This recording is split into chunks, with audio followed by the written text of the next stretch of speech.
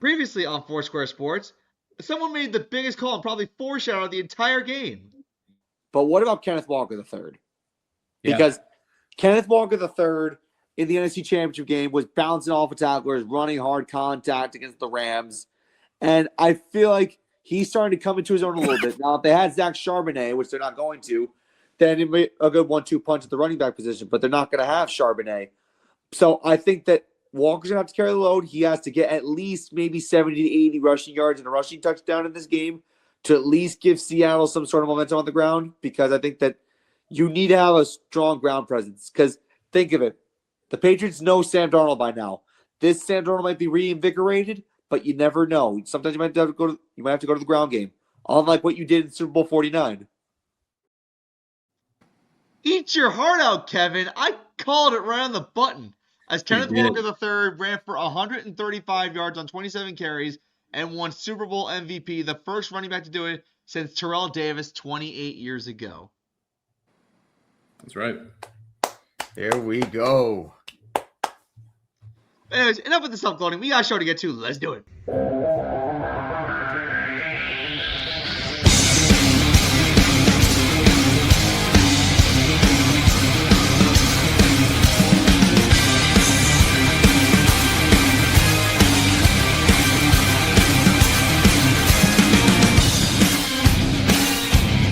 I'm in control of you. I don't care. Thank you. This product can kill you.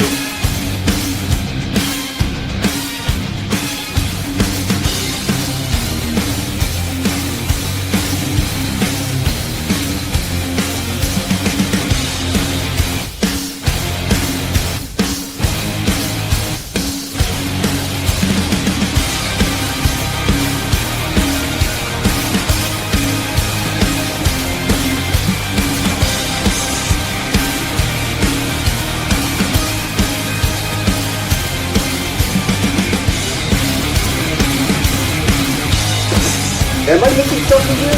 Oh, wait, there it is. Guarantee! Welcome to Foursquare Sports episode 34, Finish the Story. And on behalf of all of us here at Foursquare Sports and a part of 102.3 KXP, the Island Experience, congratulations to the Seattle Seahawks for becoming Super Bowl 60 champions. Well deserved. Amazing performance all out, and I think we can officially say the dark side has risen. And John, I think, is probably loving this more than any of us here. How you doing, John? I am doing awesome. We just had the parade up here a couple days ago, Wednesday. Nice. The city of Seattle's population is about 800K. There were about 900,000 people that showed up for the parade. Wow. So it was insane. I saw the day before on Tuesday, there was a line about 4 blocks in front of the pro shop to get all the championship gear. Wow.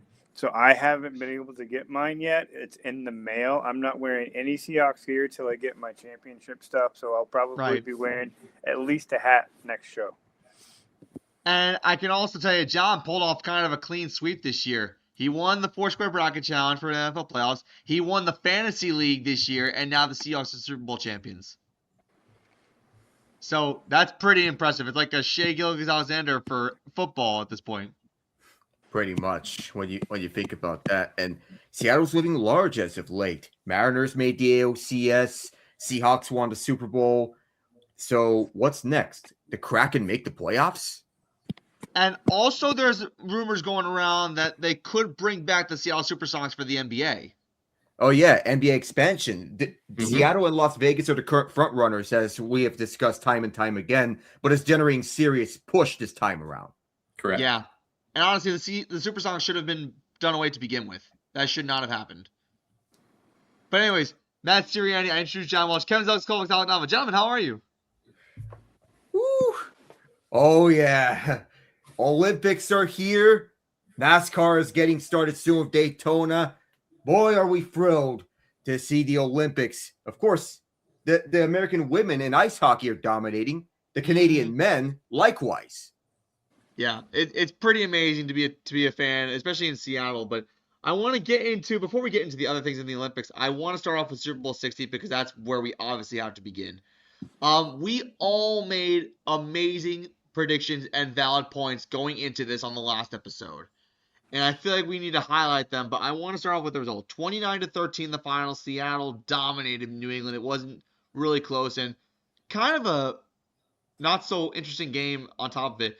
And one of the things I've been saying, and Alex is going to say it because he puts it in this clip. Listen carefully. Just being good enough isn't going to be good enough against the Seahawks. He has to be at MVP caliber form. No exceptions about it. He has to make the throws that he made throughout the regular season that worked against Seattle's top scoring defense. This is going to be the biggest challenge of his career.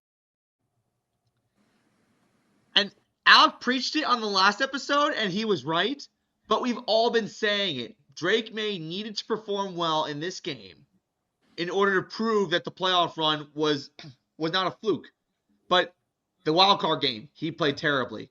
The divisional game, he played okay. The AFC Championship game, he was terrible. And then this game, oh my God.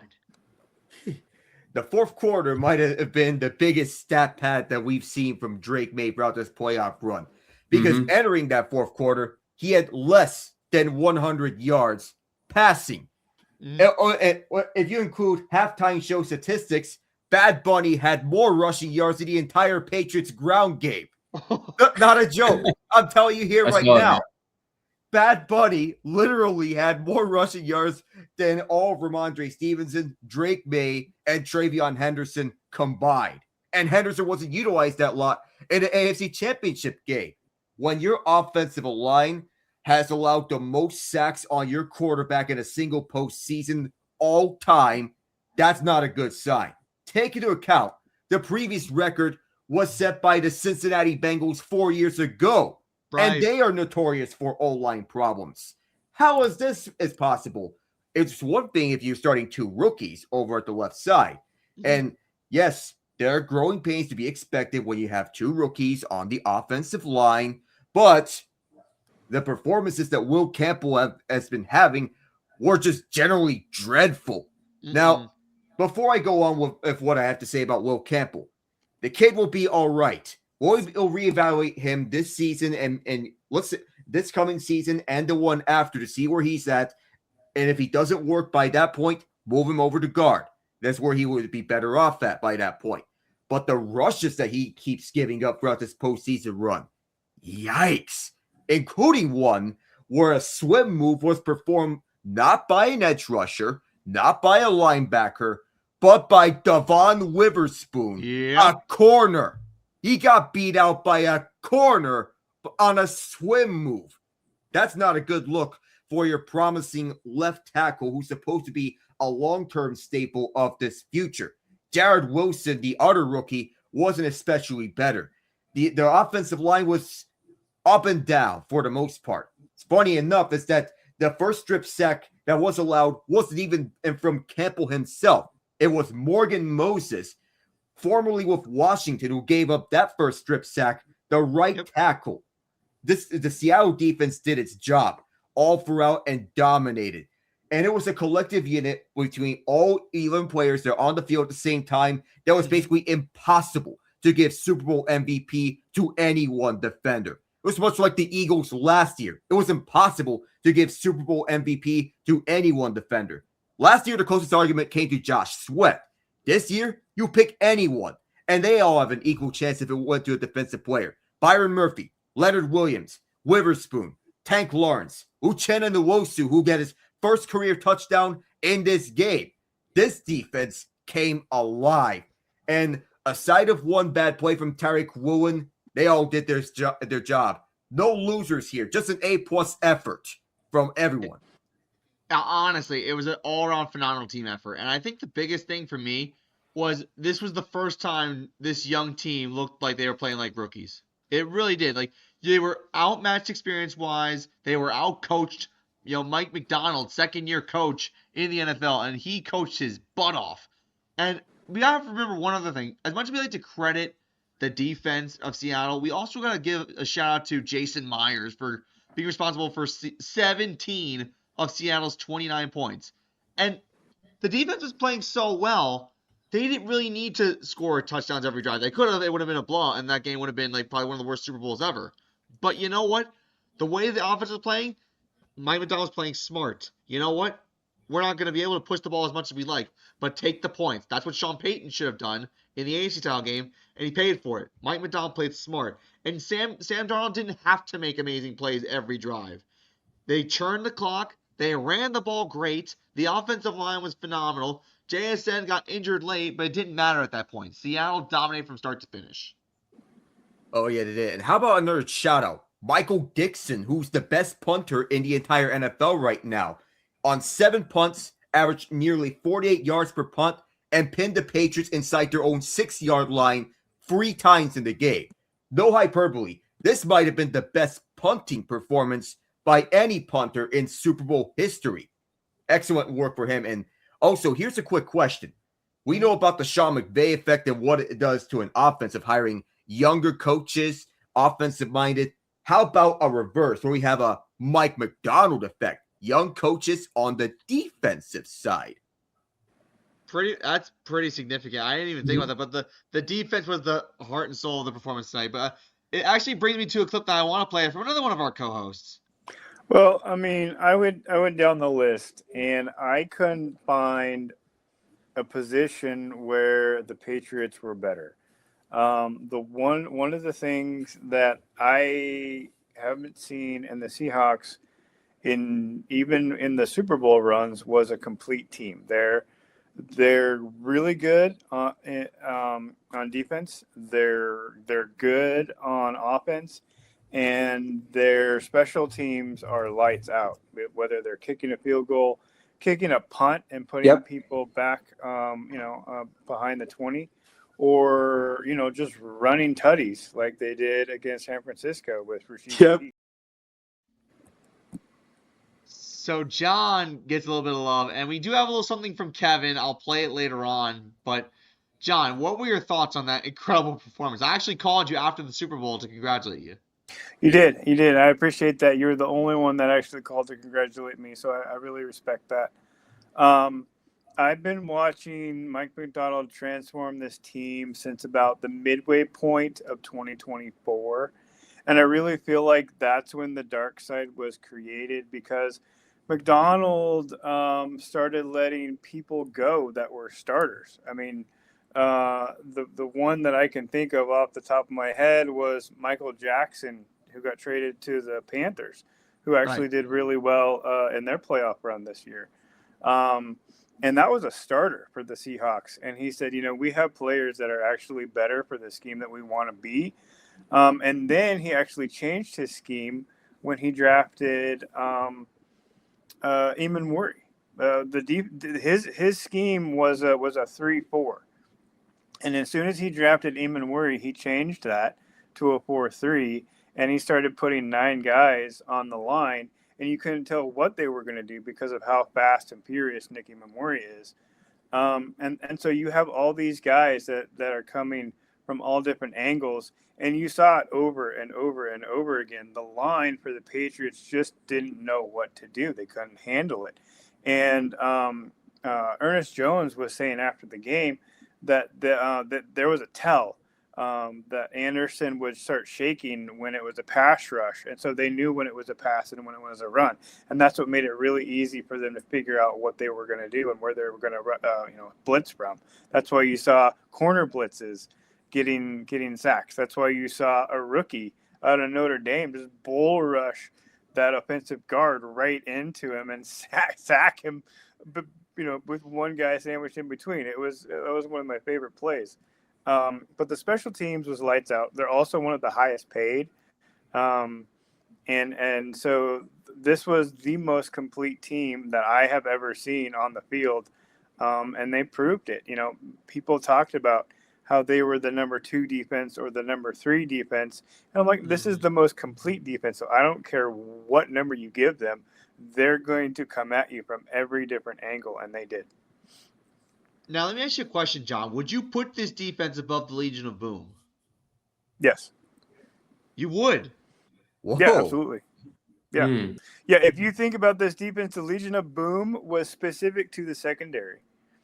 Mhm. Go back and name me the D line or the linebackers on that team. I know who they were because I was there. I was a Seahawks fan. But you go back and you name me who the D line was and who the linebackers were. You can name probably all four of the secondary guys: Sherman, Cam Chancellor, Earl Thomas. You can name those guys. That was the Legion of Boom. This is the complete defense. This was DeMarcus Lawrence saying, I am not going to win a Super Bowl as a Cowboy, and he comes to Seattle. This was Ernest Jones coming from the Rams. So this team was built to be the dark side under Mike McDonald, and this is I think this defense is better for sure. Wow. But you do make a good point because while like the talk of Seattle back in 2013 was their secondary. Although I will mention that in that Super Bowl 48 game in New Jersey, nonetheless, was won by the MVP was Malcolm Smith. So that's a little foot of note. But you are right about one thing. The secondary was the main star of the show in 2013. Malcolm Smith just had a phenomenal game. And Chinna Nwosu has been one of my favorite players, and I really was worried that he was going to get cut because he's not a starter anymore. But he goes in there, and you saw him run that touchdown, and like he's a crucial part of the middle of that defense. Right. And I want to fact check myself. I fact checked myself earlier today before the show. So I mentioned that Kenneth Walker had 27 carries for 135 yards rushing, which is 5 yards a carry, which is great for running backs. But I looked back on the Super Bowl 49 performance, and Marshawn Lynch actually did carry the ball a lot. The reason why they say he should have ran the ball as a joke is because that play where Russell Wilson threw the interception to Malcolm Butler, yeah, Marshawn Lynch right there. But the Seahawks did run the ball effectively that day, and they also ran the ball effectively in Super Bowl 48 too. So the Seahawks have a history of having a great running game. Like 2013, 14, and now 2025. So we're perfectly capable of seeing this. And I think that they made absolute they did what they had to do. They did everything they had to do perfectly. But on the Patriots side of things, if I had to give them some positives, I do got to give a shout out to Kevin on this take. Well, I'm going to go with two guys. Actually, one guy I think can really make an impact. I think it's going to sound very far-fetched. Matt Collins. I think that Matt Collins has been an underrated wide receiver for this Patriots team, especially in the playoffs specifically over the course of the Super Bowl run.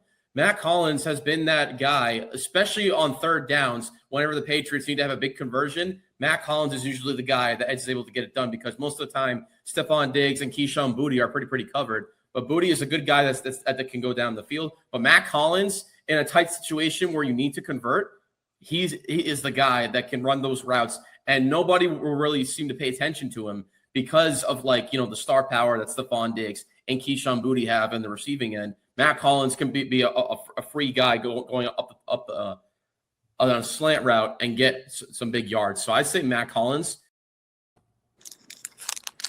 And it's funny because Kevin and I, when we were talking with Alec on Tuesday, he did mention that he did bring up Matt Collins. So we talked about what went right for Seattle. Kevin, what was that performance on the New England side? Please explain what went down. I mean, you guys pretty much touched up on it. I mean, the Seattle's defense is just too much to muster, especially for that O-line, especially on Will Campbell's side of the ball. And I did mention Matt Collins because I was seeing some flashes of him where he was very utilized, especially on the third down conversions and throughout this entire postseason. And if you oddly enough, the two best receivers that the New England Patriots have had all season long have been Stephon Diggs and Keyshawn Boutte. And they were not effective at all in this Super Bowl. Like, if you look at the stats, Stephon Diggs only had 3 catches for 37 yards, and Keyshawn Boutte only had the 1 catch for 21 yards, and that's it. Wow. Matt Collins was the best receiver for the Patriots in the Super Bowl.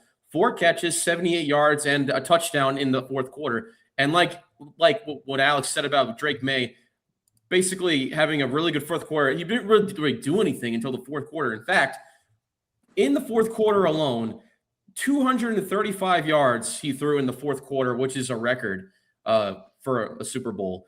He had 295 yards total. 235 of them came in just the fourth quarter alone. So That's horrible. that's another thing I wanted to bring up too. But for the Patriots, yeah, they didn't have a running game at all. Like Ramondre Stevenson, Henderson, and May didn't really do anything. And like I said, Drake May, like Alec said last show, he had to put up an MVP-like performance, and he just didn't do it. Like if you look at his stats, he was 27 of 43, 295 yards, 235 of them coming in the fourth quarter, 2 touchdowns and 2 picks, and getting sacked 6 times with a whopping quarterback rating of 16.3. That is not an MVP-like performance. Like when you're trying to go, listen, I understand it's his first Super Bowl, but you need to have a MVP-like performance if you are going to be a team like the Seahawks. And unfortunately, he didn't have it today. And I was saying this about like, you said this the entire season. Now, this is not a knock on Drake May. I'm not like, like hating on the guy. I get that he's young. I get that he's only like 23 years old in his second season or whatever. But the criticism is still valid that like he still needs to work on developing his game a little bit offensively. He's not like certain other quarterbacks. And if you really want to look at it stat-wise, Drake May became the first player in NFL history to record 7 fumbles in a single postseason, which is 9th all-time in career playoff fumbles. That's not good to have in your first real postseason run, in your first full season. And also, if you want to look at another bad stat, Drake May officially holds the worst statistical playoff run of any quarterback this century, beating out 2015 Peyton Manning with a negative 29.2 EPA. Peyton Manning in 2015 had a negative 22.7 EPA. So when we say that like this postseason we haven't really seen like Drake May be, the Drake May we saw in the regular season, this is what we're alluding to. And I hope that he develops next year going forward under the tutelage of Mike Vrabel, who did great in his first season as the Patriots head coach. I feel like if Drake May has some proper coaching and has better decision making, then I think that he can blossom into a true MVP caliber type of player. I know he was close in beating out Matt Stafford for the MVP this year, but he only behind by a few votes.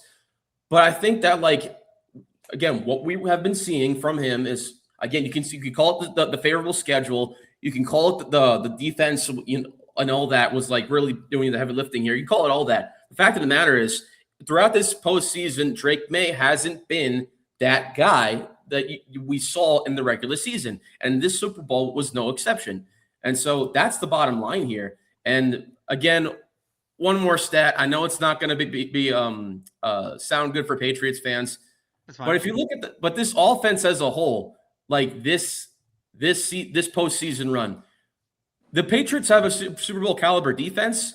Their offense is not there yet. And when you look at the offensive points per drive, they had less points per drive, this team, this version of the New England Patriots, in 4 playoff games than the 0-16 Cleveland Browns.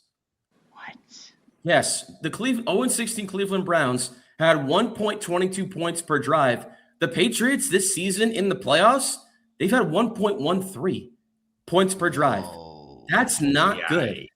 And again, you can look at the favorable conditions. You can look at the snow game in the AFC Championship game, that's really nothing you can do there because of conditions.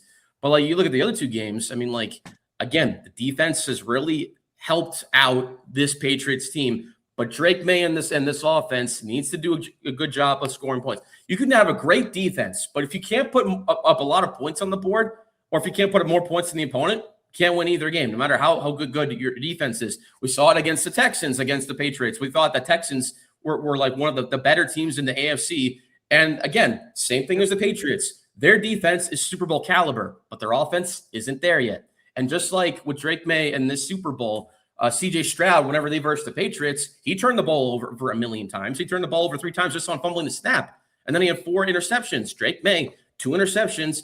Some throws that he was overthrowing and underthrowing, and he had a wide open receiver. I think it was the fourth quarter. I remember this. He did. They were on, I think, the 3-yard line, whatever it was, inside their own 5. He had a wide open receiver. Nobody was covering him. That would have been a clear touchdown. he overthrows him. I mean, like, that's something that you gotta like develop and get better on. I understand. Again, this is his first full season. He's not technically, I guess he's technically a rookie if you want to call it by full season, but that's something that he'll develop and get better with over time. And I hope that next year, heading to next season, he'll work on that and he'll get better. But this season and this postseason run, and especially the Super Bowl, Drake May just didn't have the caliber that we've seen from him in the regular season. And the one thing I will say for Patriot fans, don't be too optimistic. Like, they're not going to have a 14-3 record next season. You want to know why? Because they got the first place schedule coming next year. Yeah. Yeah, realistically, I can see 11-6 considering the opponents that they have, but it's not going to be a 14-win season again. Definitely not. Like, and think of it, this was the team that lost to the Raiders in their opening game. That's right. You kind of had to expect some flaws. Like, I know this is a young team, but they got lucky in the damnedest of ways this postseason. They really did. Like, it was a miracle. Like, if Bo Nix didn't get hurt, I would be amazed how that AFC Championship game would have gone. I think it would have gone very differently. I mean, let's look at it. Bo Nix doesn't get hurt, the Broncos make the Super Bowl. Let's face it. And then that Super Bowl probably would have been a little bit different, but we got what we got. Okay. Now, before we actually sign off on the NFL for at least another month, because we got free agency coming up next month. Yes, John? Just one more thing. One more thing? I wanted to say that the Super Bowl runs through the NFC West until proven otherwise. And I'm going to go out and say that the Rams have one, maybe 2 more years where they're competitive, and then they lose a quarterback and they start over. So Seahawks are going to be around for a while. Oh, yeah. Seattle also has $70 million in cap space this offseason. They do. That's right, yeah. And if I were Seattle, when those rumors were debunked about them selling the team, honestly, at this rate, why would you sell the team? No reason to. There's no reason to. Your ownership is stable as it is. Keep the ownership. They care. Exactly. Okay, so now before we get transition to the Olympics, quick thoughts on the halftime show and the pregame show. I'm going to start with John first, because you made a comment saying that Roger Goodell was an American idiot. Well, I mean, I'm going to go out on a limb because I know what you guys are going to say. But the pregame warm-up band should have been the halftime show as far as I'm concerned, because Agreed. First of all, they did a really good job. Second of all, it wasn't long enough. And third, I remember that more than the flyover and the national anthem. So I'll just leave it there. I like that. Alec, your thoughts? I'll have to say, while I personally wanted Green Day I personally wanted Green Day more than Bad Bunny, I appreciate Roger Goodell for standing on his word and not changing anything about it. He wanted to have the halftime show go as planned, wanted the pregame go as planned. So I appreciate about it. I feel personally I can connect the dots between Kendrick's halftime performance and Bad Bunny's halftime performance. At the end of the day, the only thing that can drive out hate is love. Thank you, Bad Bunny. Thank you so much. That's true. That's true. Kevin, your thoughts? Yeah, pretty much the same sentiments as both John and Alec. I mean, like, I thought Green Day played great. Again, I thought it was way too short. I felt like I did think that they picked the right songs, the 3 songs to play with. I would have liked to see Basket Case thrown in there. I thought that should have been there because that's one of their best songs in my opinion. Yes. But I agree. I think that Green Day should have been the halftime performance. And with Bad Bunny's halftime performance, I'll give him this, like the theatrics, like the production design for all that. It was fine. I didn't mind it. And but the problem is it's not even the biggest criticism that I hear is that that people can't understand them because they don't speak Spanish. And that's not really the fault of Bad Bunny. It's just like if I can't understand them, it's not for me. That's all it really is. It has nothing to do with any like politics or whatever. Get rid of that nonsense. It has nothing to do. It has nothing to do with that or anything like that. But I will bring up that point that Alec mentioned. I think that it was only revealed until the day after the Super Bowl where they had that wedding, and I thought that was just part of the show. But it ended up being a real wedding. So those two are not now inseparable. The only bet, I hope that they don't get divorced later in life, because or else that'll be pretty Oh, bad. don't you put that evil on me, Ricky Bobby. But I thought that overall, I mean, I thought it was like, it wasn't the best halftime show. I'm going to be completely honest. Just like Alec, I thought last year Kendrick Lamar, I thought was better performance-wise. And I don't even like Kendrick Lamar, but I thought instantly Green Day. People could even argue that the Green Day performance was the best thing about the Super Bowl than the actual game. So you could make the argument that that's true, yeah. But yeah, those are my thoughts on it. Okay, here are my thoughts. I think I've made it very clear that I love Green Day. And I still do, and their performance was excellent. They should have gotten more time, and it took me... I didn't understand what Bad Bunny was saying. I was trying to connect the dots on what he was saying. I do got to give a shout to Lady Gaga making a little brief cameo appearance on the for Bad Bunny's halftime show. That was good. But when 90% of Levi Stadium doesn't understand, and they're just looking around and wondering what the hell Bad Bunny is saying, that's kind of a little bit of a deterrence for me. Listen, it looked like a visually appealing halftime show, but I just didn't understand what Bad Bunny was saying. And that's not like a knock on him or anything. I just didn't understand what he was saying.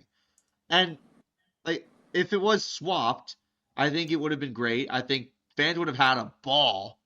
And I think that it would have been so memorable that the game would have been a complete afterthought. But I thought Green Day did good with what they had. I thought Bad Bunny did good with what they had. The message that he sent about love is stronger than hate, I get that. I get it. I applaud for that. But I know the concerns where fans weren't going to really buy into or understanding. What the NFL should have done was they should have had closed captioning or English subtitles during Bad Bunny's performance. So people at home could see what he's saying, and also maybe put closed captioning or subtitles on the Jumbotron so people in attendance who are at the game can understand what he's saying. Because it really doesn't pay to have a guy perform entirely in Spanish and then have people just looking around aimlessly wondering what's going on.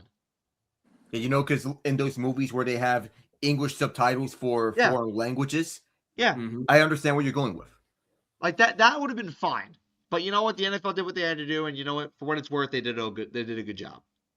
So that's the main thing I applaud the NFL for. So it was a good ending for the Seattle Seahawks, and next season should be amazing when we have the free agency frenzy next month. That should be really, really amazing to see new faces go to new places. But now we go into the Winter Olympics, and I gotta say one thing: the standout for the Winter Olympics for me is the U.S. women's hockey team. This is just absolutely a clinic. They've scored 26 goals. They've allowed one. Alec and I were talking about this before we started recording. 26 goals to 1. They're averaging 5-goal victories every game so far in this Olympic tournament. And the U.S. women, they're moving on to the semifinals at the medal round, by the way, because the last game we beat Italy 6-0 at their home ice. And the one goal we gave up was the very first game. We gave Canada their first ever shutout in any play in the Olympics on the women's side. And keep in mind, before anyone overreacts, let's keep it to context that Marie-Philippe Poulin was not playing in that game against Canada. I'd imagine that game would have been closer had she been healthy, considering her background and pedigree. But still, the fact of the matter is, the United States women, this is by far the best team on the women's side of ice hockey. And when you think of it, you immediately think Kendall Coyne-Schofield, Haley Skamura, Haley Wynn, Grace Zumwinkle, Taylor Heiss, Alex Carpenter, and, here's one of the greatest to ever do it, Hillary Knight in her final Olympic appearance. This team wants to give her the proper send-off. And it's not just with PWHLers. It's also with college hockey players like Layla Edwards, Caroline Harvey, Tessa Janik, Krista Sims. Edwards is another special talent, and Harvey, she's the points leader of the entire women's tournament as a defenseman, by the way. Wow, the team is loaded. Defense That's woman. the amazing thing. Yep. And then there were other highlights that I wanted to get into, but I got to get into the most devastating one. Obviously, at the beginning of the week, we saw Lindsey Vonn wipe out on the downhill. She was injured, and then she got airlifted to a hospital. She did get surgery. She's in good spirits. She's okay. But let me just tell you something. For Lindsey Vonn, she just can't get a break because she's been through injury before. She got injured this year. She tore her ACL before she even tried downhill. And in the trials, she actually came in 11th. She did good. And then this happens. Yeah, I don't necessarily blame Lindsey Vonn for wanting to compete and tough through the Achilles injury. But I think it's more of a problem with the people, the trainers, the athletic staff around her telling her that it was a good idea to compete with recovering from an Achilles injury. I feel like that was a nightmare waiting to happen. And I kind of whenever I saw that, I'm like, yeah, this is why you don't try to compete through an Achilles injury, because it usually doesn't end well. It's one of the main reasons why I think that I don't think Jason Tatum should play basketball this year and wait till next year so he can recover. I hear they're trying to rush him back. But with Lindsey Vonn, it's absolutely terrible the way that her Winter Olympics ended. And you would have liked to see her, see what she could have done throughout this entire Winter Olympics. To do this at a 40+ years of age and still be able to compete is already an achievement in itself. But I don't agree with the people, athletics, training staff around there thinking that it was a good idea for her to compete on a ruptured Achilles. And luckily the injury had nothing to do involved with the Achilles, according to Lindsey Vonn herself. It was a fractured tibia, and she had to get three surgeries to repair it. It had nothing to do with the Achilles injury at all. So she wanted to make that abundantly clear, but I still don't think it was a good idea to even compete with that lingering injury to begin with. Because at that point, you're risking yourself a more severe injury, which is exactly what happened. Yeah. Yeah. They'll also keep into account that this is your country that you're representing. That and also you can still ski with a torn ACL, but your knees have less control over it, and you're risking yourself onto getting a more serious injury like what she did. Skiing already is a dangerous sport. You're going downhill at speeds of 80 miles per hour. So it already is dangerous in and of itself. And ACL tears are one of the most common injuries, not just in skiing, but in many sports. The risk is there. Yeah, it's not something that you want to play with. And Lindsey Vonn, listen, I credit her for trying to toughen it out, but it ultimately didn't work out. And I think this might be her last Olympics. And if this is her last Olympics, that's going to be the lasting image people have of her, and I hate to see it. I hope that the next Winter Olympics, I hope that we can be completely wrong about that, because you got to remember when Shaun White had a gruesome injury a couple Winter Olympics ago, and then he came back and he won gold, and he finished his last final run, I think, 4th in the half pipe. So I'm hoping Lindsey Vonn has a similar resurgence coming off this terrible injury, and then resurging back to true form. And then I hope that we can look back on this and realize how stupid we are for saying this, and hopefully Lindsey Vonn can come back stronger than ever. Yeah, we hope so. So the U.S. has had a couple of shortcomings in the last couple of days with the Olympics. So we were talking about, mixed doubles curling upsetting Italy in the semifinals of that event. That was crazy. But then we lost to Sweden in the gold medal games, and we took silver in that. Chloe Kim was back-to-back defending champion. In her event, she ended up coming in second, so she finally tasted defeat. But there's a little bit of a twist here. Chloe Kim actually mentored the person who beat her out for gold. Correct? Yeah, that is correct. So I guess she passed on the torch, essentially, but not good for the United States. And then this figure skater, I can't pronounce his name, but Malinin. Ilya Malinin.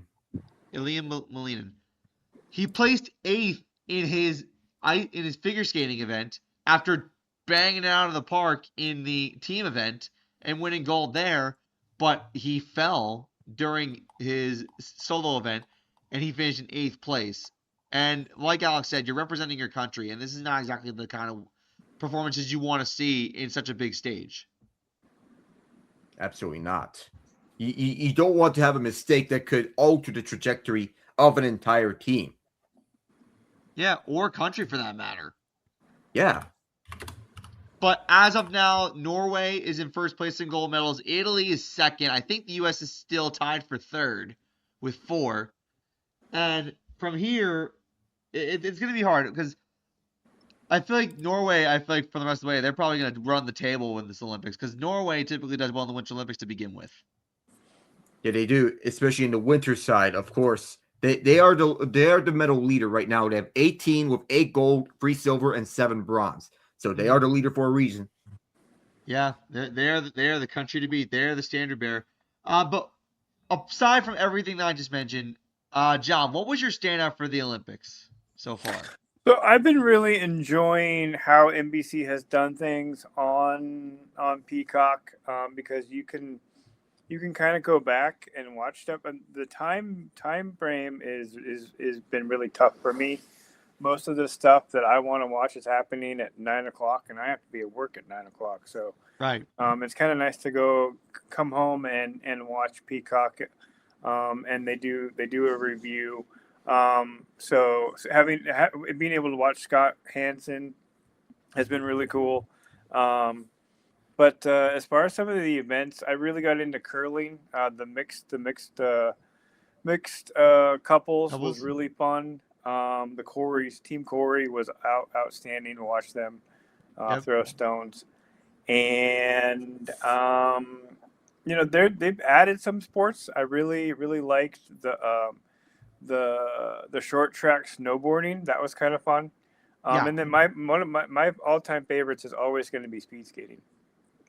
Oh, speed skating was good. Actually, I think someone from the USA set a world record and took gold medal from that event. That's an honorable mention. That's cool.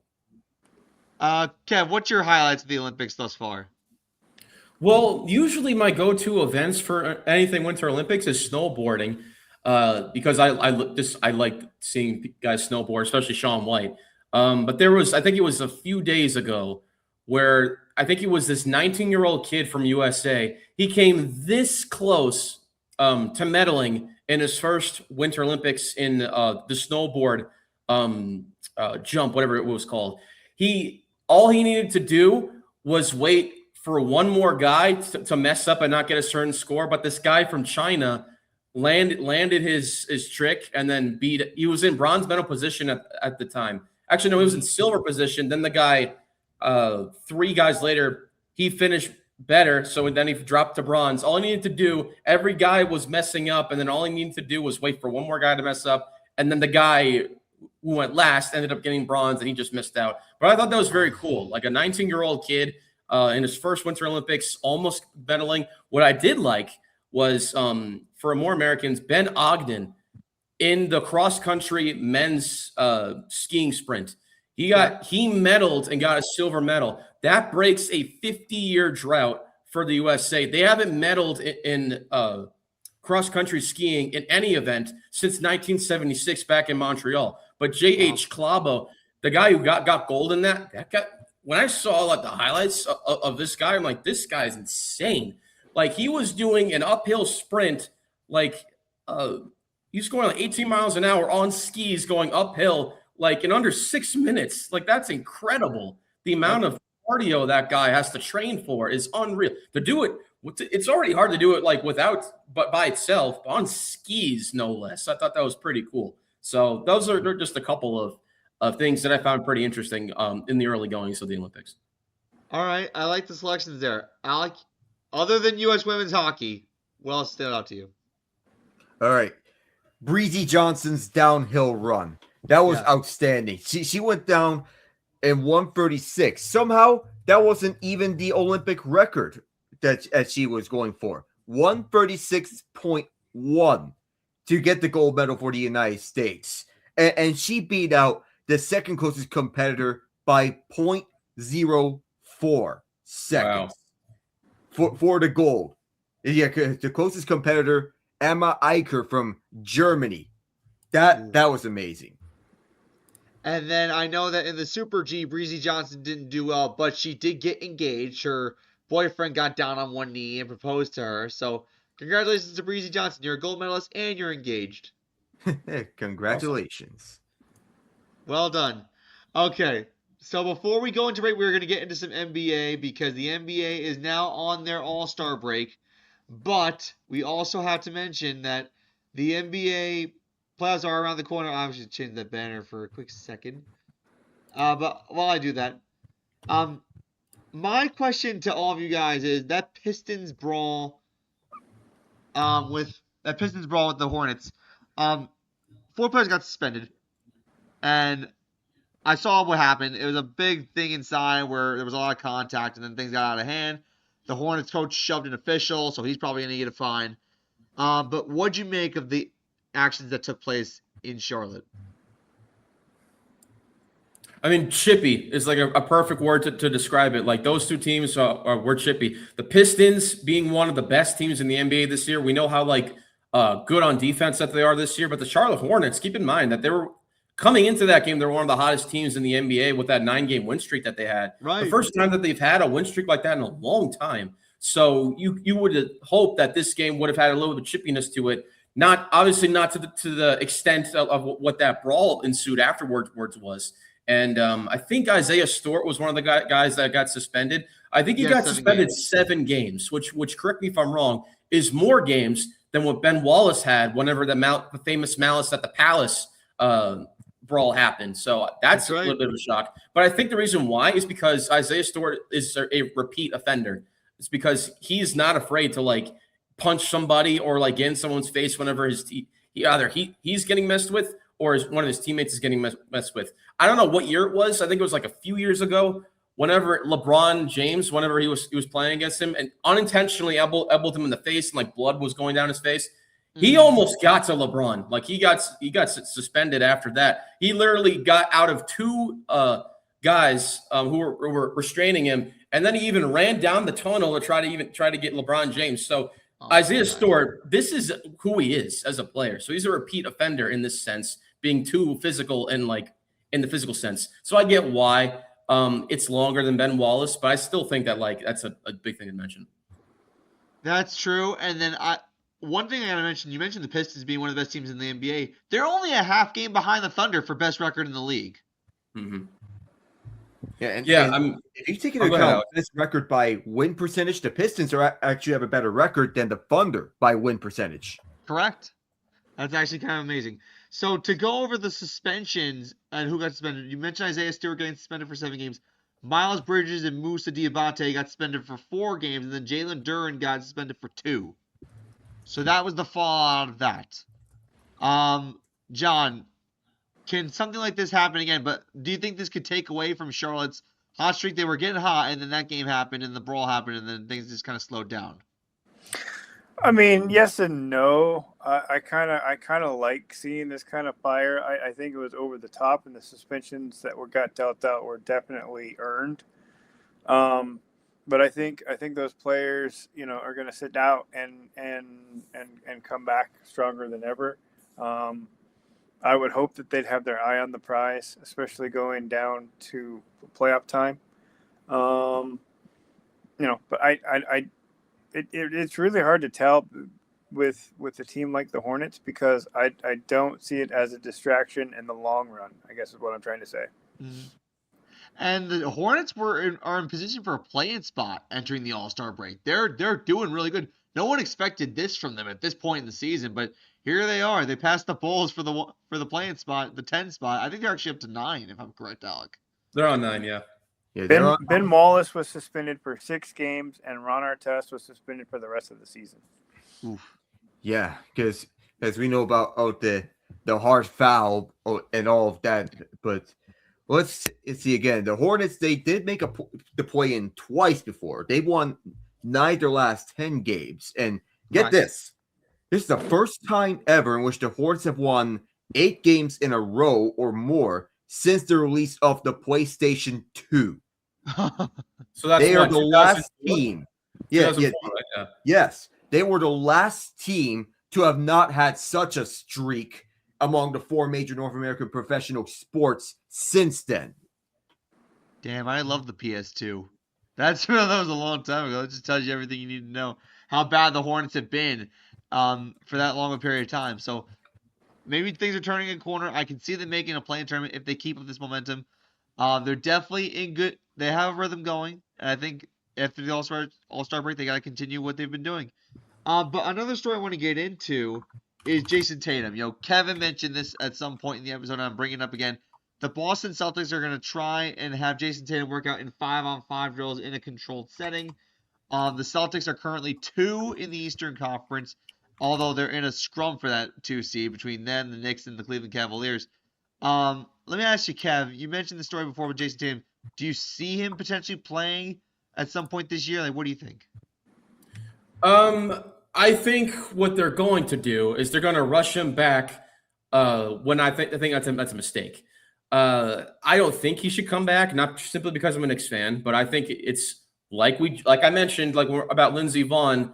It's not a good idea to just be rushed back and not take your time with recovering an injury like an Achilles injury, which is one of the worst injuries you can have in sports. The big thing is to not rush him back only after a couple games of G League games. I think you got to let this season ride out because the Celtics are doing a great job even without Jason Tatum right now, if you look at it record-wise. Yeah. But I think that with that, you should be comfortable if you're the Celtics to ride out the rest of the season, see how far you can get. And then when Jason Tatum comes back healthy next season, then you can start to see Tatum play without any restrictions or concerns. That's fair. Now, do you think the Celtics are making a mistake?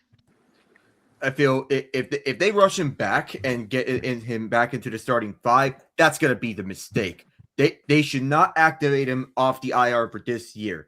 They need him to rest up, stay healthy, and to focus on next season. That's the priority because the Achilles injury to that extent, that is a season-ending injury, can keep someone out for at least a year, ideally. Yeah. So hold him out and have him focus for next season. Don't think about right now. Focus on next season. That's fair. And speaking of next season, actually, this is a story that broke earlier today. Chris Paul has officially retired from the NBA after 21 seasons. The Raptors initially picked him up at the deadline after he was released by San Antonio, but things weren't going his way. The Raptors released him, and then he decided to retire. So a 21-year career. I got to ask all of you on a brief note, because we are approaching a break. I'm going to start with John. How do you think Chris Paul will be remembered in the minds of NBA fans? He's had one of the longest NBA careers of any superstar. He's probably going to be a top 5 point guard. I would definitely put him in the Hall of Fame. He played lights out for teams that just weren't complete enough to get him a ring. Yeah, it's such a shame. Kev, what are your thoughts on Chris Paul? Chris Paul, like John mentioned, he's a Hall of Famer in my eyes, regardless of the fact that he just wasn't able to win a ring, which sucks because I always remember him for being nicknamed the point god. Like his mid-range game is one of the best I've ever seen from any NBA player. Like when he gets in the mid-range, he hits his spots. He remembered, I think this past season, he's now second all-time in assists behind John Stockton. So that's another thing to look at for Chris Paul. And to see him come so close to winning a ring, especially with the Suns, in 2021 was his best chance. And even to the extent when he was on the Rockets playing with James Harden in his prime. I mean, the Rockets in that series against the Warriors, they were up 3-2 in that series. And that was the 73-9 Warriors team that they almost beat. If Chris Paul doesn't get hurt in game 5, Rockets would have probably won the NBA Finals that year against the Cleveland Cavaliers. And for all we know, Chris Paul might have even stayed with the Rockets. And even when he went to a different team like the Thunder, per se, whenever he was leading that team long after Russell Westbrook was gone, I thought that was the start to what this current Thunder team now is how they should be playing. I think Chris Paul back then set a culture for this current Thunder team, even though the Thunder did a great job, acquiring SGA and all of that. But I think that his leadership did a number on the Thunder going forward after that, even long after he left. And then he tried a couple of stints here and there with the Warriors, the Spurs, didn't work out. And the way that he went out is just absolutely disrespectful. Like to the high school team. Like he wanted to retire a Clipper. Great. He went to the Clippers. And then like the way that they handled it was so terrible. Like basically just like pushing him out and not hearing him when all he's trying to do is make the team better and like voice his criticisms of the team. Team wasn't having any of it. Like along with the Kawhi situation, along with like the gambling scandals and all that, or like and the way that the team was constructed, they weren't having any of it. And he just decided to kick him out. And then he goes to the Raptors for 2 seconds, then gets waived, and then he retires. It's just a sad way to go out, man, because that's not what Paul should be remembered for. He should be remembered for all of the achievements that I just stated and what John has stated. He's the Hall of Famer in my eyes, no question about it. The thing with Chris Paul, Clipper fans got to remember, he's probably one of the best players the Clippers ever had in their career. I'll never forget the time when him and Blake Griffin were on the team. That Clipper team was exciting when both those guys were on the team. And he helped them take the Clippers to new heights. So it's a shame that Chris Paul was treated like that. And I hope he was the best player on the Hornets. Yeah, he was. Yeah, New Orleans. Like, the guy went everywhere, but you know what? It seemed like no matter where he went, he was a mentor and he excelled. That's the big thing with Chris Paul. Mm-hmm. Alec, what do you think about Chris Paul and where he stands in the NBA ranks? Chris Paul was easily a top 5 point guard of all time. Championship or not, you can't deny the impact that he had on several teams as a true distributor on the court. And he has excelled no matter where he has gone to, even without a championship that has eluded him. I would say with Kevin, had he not got hurt in Game 5 against the Warriors in 2018, who knows? Probably the Rockets could have won a championship if this is. It could have been to James Harden's first championship as well. Chris Paul and his championship. He came 2 games shy in 2021 with the Suns, but no matter where he's been to, he's elevated that team to the next level. He is a mentor to others, no matter where he went. How do you think the Thunder are at this spot? Because this young core was mentored by Chris Paul. The Spurs, on the other hand, and how do you think they got over to new heights this season? Chris Paul mentored them and took them to new heights. So they took those teams that are young, they took that experience and ran with it, with the advice that he gave them, all of that. And it's not only on the court. You have to think about off the court as well. He was a key figure in the banning of Donald Sterling from the NBA after the remarks in 2014. And Paul was wanting to boycott if Sterling continued to own them. And he played a huge role in being the president of the NBPA. And he was as key into getting the salaries of NBA players up after 2016. Well, it didn't provide an immediate success in the first year with the disastrous 2016 offseason. It came back to respectable levels in the next offseason. His impact isn't just on the court, it's off the court as well. And he's the kind of player that you want on a basketball team, player or coach. Thank you, Chris Paul. You'll be remembered. Seriously. He's not the old Chris Paul or the new Chris Paul. He's the real Chris Paul. He is. Not his twin brother Cliff Paul. Oh God. Remember those commercials? Oh, man. Dude. Yeah, that's what I was referencing. The new Chris Paul. Oh, I love those commercials. I'll never forget the one where he's in the weight room and the guy runs through the mirror after he sees Chris Paul walk in. Yeah, that was a good one. Oh, man. Okay, so we're going to go right to a commercial break. We're going to talk about DAS Technology Consulting. DAS Technology Consulting is there for you for all your IT infrastructure needs, certified hardware, OEM software, and can save you 30 to 70% money when you invest with them and not your average OEM hardware manufacturer. For more, here's Darren Sirianni. Take a listen.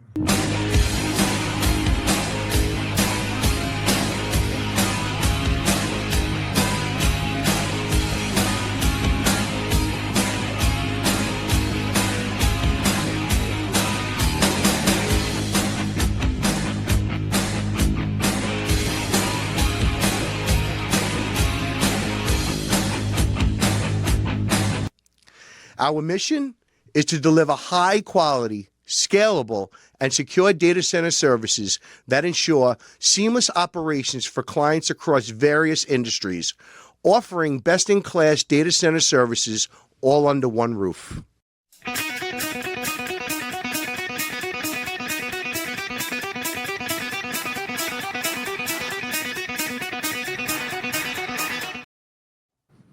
we are thunderstruck sometimes by the support that DAS Technology Consulting gives us. And again, we are so thankful for everything that you do for us in making us the show we are and giving us some backing.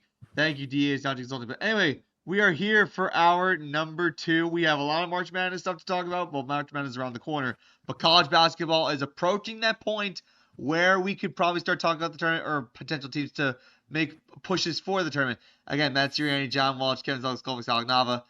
We got a lot. We got some college basketball. We're going to get in some Major League Baseball too, because right around the corner is the WBC, and I love the WBC. It was so good last time back in 2023, and now we get to go relive it again. And also, Alec has Fresh Founder Friday this week, and I think Alec hinted what he was going to do. So we got a lot on our hands here for hour number 2, and we can't wait to do it. So we're starting off with college basketball for the second hour. And I am going to start off with this, that Arizona is finally human. They took their first loss of the season against Kansas, 82-78 in Kansas. Kansas team that was undermanned. They didn't have one of their star players. And one statistic that they were pushing all over ESPN when they televised that game was this: Bill Self is undefeated on Mondays. So they had to push one undefeated streak out the door. They put Arizona's undefeated streak out, and Bill Self's Monday streak continues. And it's actually kind of amazing how ruckus that Kansas crowd was. You couldn't even hear yourself talk in that building. In that game, it was so loud. But I will say this. Kevin said it best. Arizona is looking a little bit fraudulent, and they have a tough part of their schedule coming up. They had Kansas State. Well, they got to play BYU again. They got to play Iowa State at some point. They got to play Houston. Kevin's probably looking forward to that game.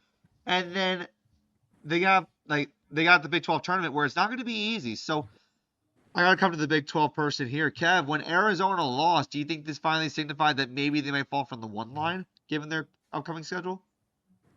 Absolutely. I think it's entirely possible because, like I said, Arizona, for as good as they've been, I said this in the beginning of the college basketball season. Whenever you asked me about Michigan, I said the same thing. I'm like, Michigan's good right now, but they're good. I'm not overly impressed. I want to see what they do for the whole season, because I'm like, I think that this is a team that could get upset here or there, and I was correct. And Michigan did get upset at one point, and now Arizona, I'm going to say the same thing. They got upset by Kansas, and if you ask me, out of all of the teams in this conference, Kansas is the one I'm least concerned with, if you ask me. But Kansas beat Arizona, and Texas Tech got upset by, who was it? By UCF. So it's really anyone's picking here for the Big 12 conference. But I think that Arizona definitely has some areas they need to address, especially toward their defense, towards the last few minutes of the games. It's very, very shoddy. And I think that's going to be a thing that separates them from other teams like Houston. And like I said, I think Arizona, I think it's possible that they still get like a top 2 seed, whether it's 1 or 2, that remains to be seen. But that game when it's Arizona against Houston is going to be really telling. I think that's going to determine who's going to win the Big 12, and I think it's going to determine who's going to get the 1 seed on the one side of the March Madness bracket for sure. And one of the games that they do have left, Arizona, they do have to play Texas Tech, who's been on a little bit of an up and down slide as of late. And you mentioned Houston. Houston, according to the latest bracketologies, are now in 1 seed consideration according to CBS Sports. When it comes to ESPN, they're still high on UConn, even though that shouldn't be the case because UConn lost to St. John's recently. So Joe Lenardi might have to tweak that bracket a little bit. But I think that Houston being in that 1 seed is probably where they should be. And if they beat Arizona, I think that will solidify the fact that they're probably the best team in the Big 12, number 1. And number 2, that they belong in the 1 seed. Because right now, I'm looking at the 1 seeds right now. Michigan and Duke are definitely going to be 1 seeds. It's just a matter of who gets those other 2 1 seeds. Because Duke's been dominant. Michigan's been dominant ever since they lost to Wisconsin, the 1 loss they had. And then Arizona, they got a tough part of their schedule, but maybe they could pan this out. UConn took that big loss to St. John's, and I think that they may not even be a 1 seed. So there's those other 2 1 seeds are in the air, as well as other bubble teams out there. Alec, I'm going to talk to you. Even Duke just lost to UNC.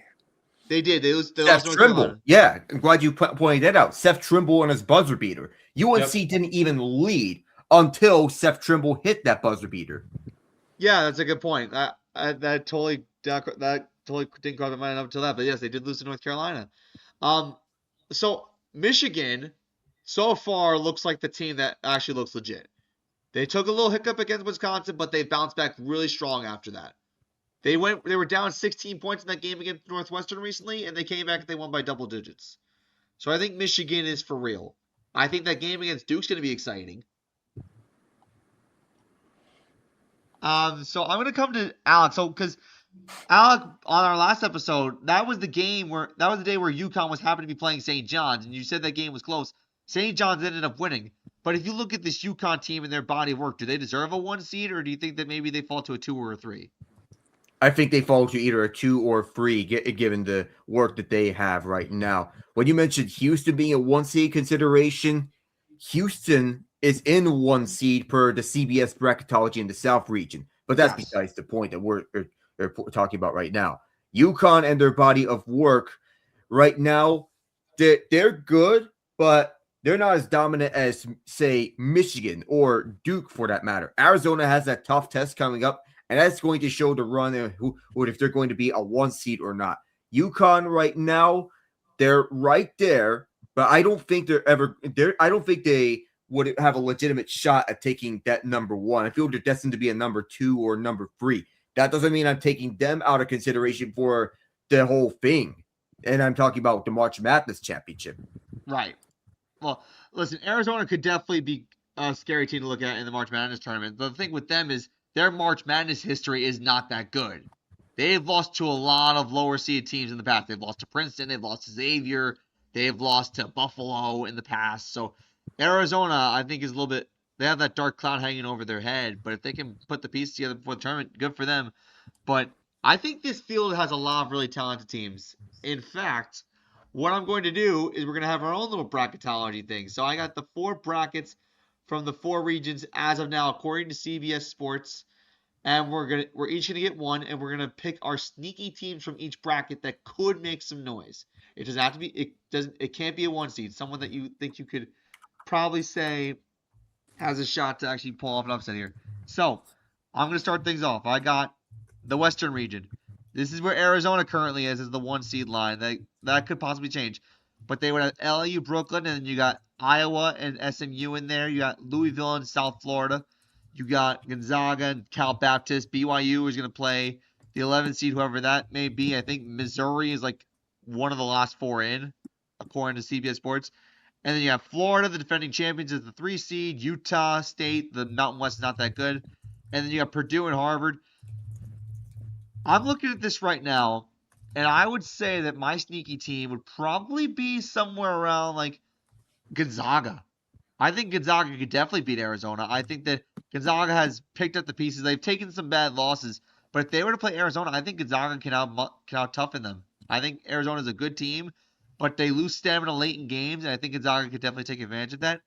Also, don't sleep on a team like Purdue. I know they've had their problems in the past, but I think Matt Painter's cleaned up his tournament woes in recent years. So that's my underdog teams in the Western region. So now I'm going to come to John for this next region. You are going to get the Midwestern region. We have Michigan, Merrimack, NC State, Indiana, St. John's, Belmont, Texas Tech, East Tennessee, Tennessee, Miami, Ohio, who's actually just tipping off right now, Iowa State, Austin P, what a name, St. Louis, UCLA, UConn, and Wright State. So, John, if you were to look at this bracket for the Midwestern region, who do you like here besides Michigan? So, just getting past the eye candy, you took the 2 that I wanted. You took my team and Purdue. Purdue caught my eye last year, and I think they've come a long ways and are going to be in the hunt for sure. Okay. But based on where we're at right now with this Midwest bracket, I really am falling in love with St. John. I like St. John's too. Their tournament run last year was cut short thanks to that upset against Arkansas. But if Arkansas had not upset them in the second round, they probably would have at least made the Elite Eight. All right. Next up, we're going to go to Kevin, and we got your favorite region, the South region.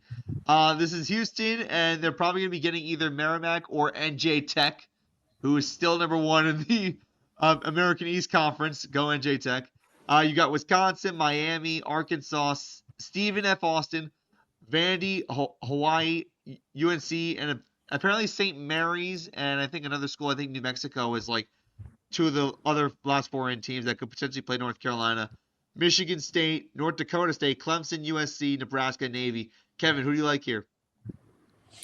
I look at this bracket. I really like Michigan State and Nebraska as like sneaky dogs, like in this side of the bracket. I think like Michigan State, I feel like they've been good for years now, but I really like what Nebraska's been doing this year. I know that they were one of the first teams that we were talking about amongst them, Arizona and Miami, Ohio, that were the 3 undefeated teams left at one point. But I really do think that Nebraska might be like a sneaky dark horse, like definitely in this region.